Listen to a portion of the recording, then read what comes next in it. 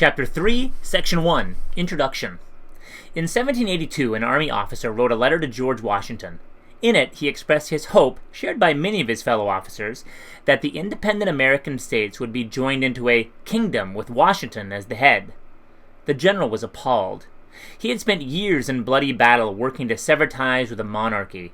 Washington wrote back, "Be assured, sir, no occurrence in the course of the war has given me more painful sensations than your information of there being such ideas existing in the army.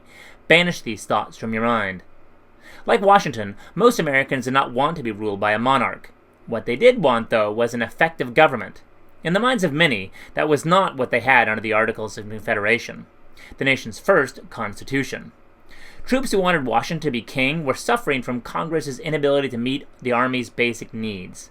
On the general subject of supplies, wrote a member of Congress, "We need hardly inform you that your army is extremely clamorous. We cannot pay for them. We can hardly feed them."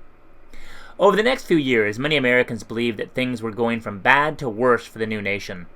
In 1786, a group of rebellious farmers who could not pay their debt shut down several courthouses in Massachusetts. Congress could not help the state government deal with the rebellion. Some Americans saw this as a sign that the nation was sliding into anarchy. If a more effective government was needed, how should it be structured? That was the question facing delegates called to a special convention in Philadelphia in 1787. This constitutional convention took place in a building now known as Independence Hall.